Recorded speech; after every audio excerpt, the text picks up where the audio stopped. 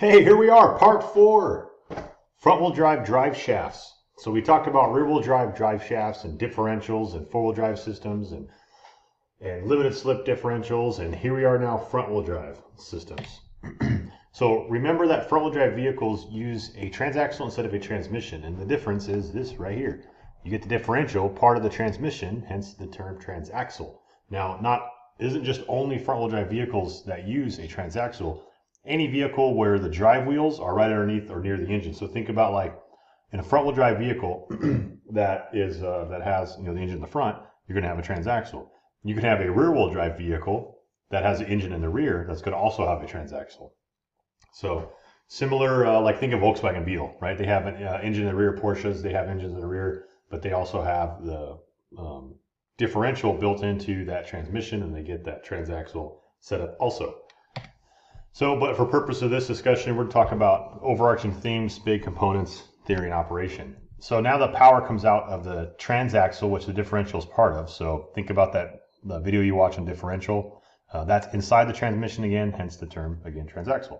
So now power's coming out, and you got these stubs that are spinning coming out of the transaxle. But to get to the wheels, you got to do quite the feat. They don't only have to, on a front-wheel drive vehicle, they have to not only accommodate suspension height going up and down, they have to accommodate different lengths. They also have to accommodate turning, right? Because the front wheels turn. So they have to drive the wheels, and they have to allow turning up and down and different lengths. Quite the task. A couple of the components for a drive shaft that allow this.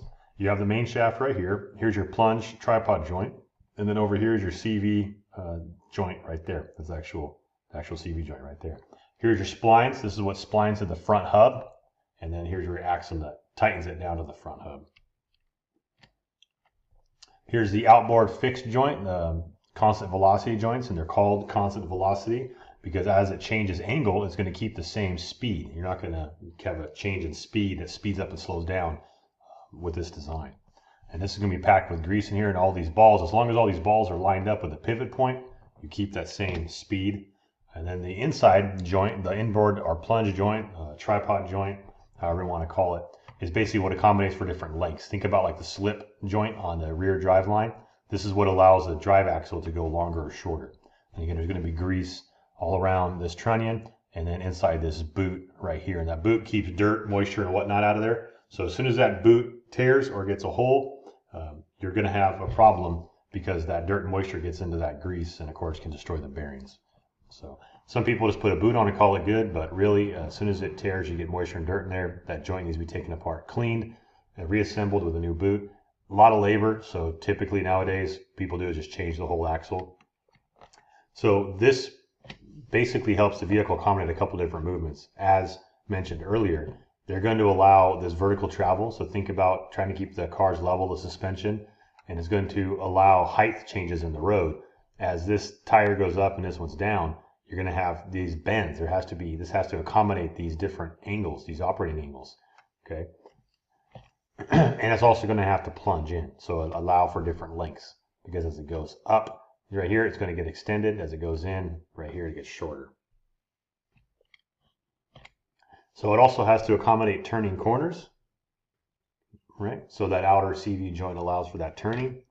And the way it does it is through that constant velocity joint. And again, like I mentioned earlier, as long as all of this is lined up, you're going to keep that constant velocity throughout the joint.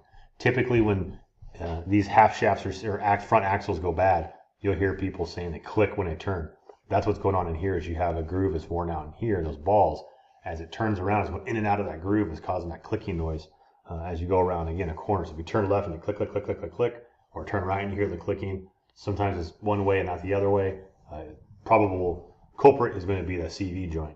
And again, you could take it apart, clean it, see if it's something that's repairable, but the cost of a half shaft or front drive axle is cheaper than the labor to take it apart typically these days. Depends on the vehicle. Okay, and that basically is all the front drive shafts do, is accommodate that bending, to accommodate plunging up and down, to get it to the hub. And then next week we'll start talking about tires and suspension on the next lesson. But overarching theme, that's pretty much it. We now have talked about the internal combustion engine.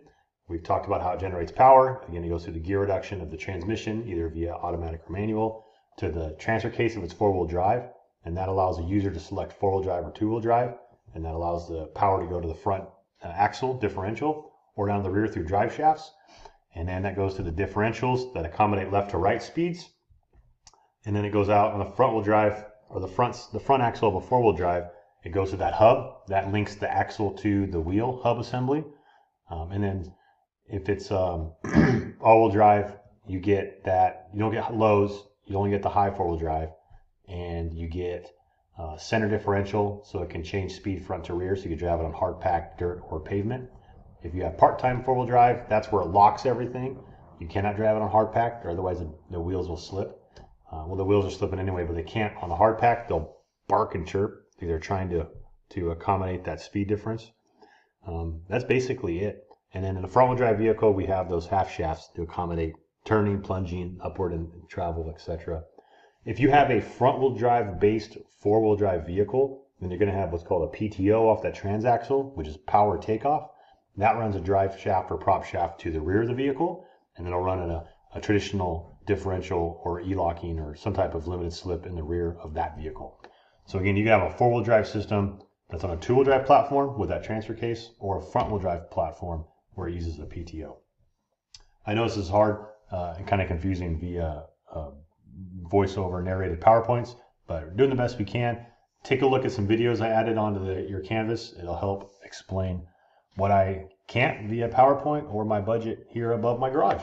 All right, well, I'll talk to you or see you next lesson. Enjoy.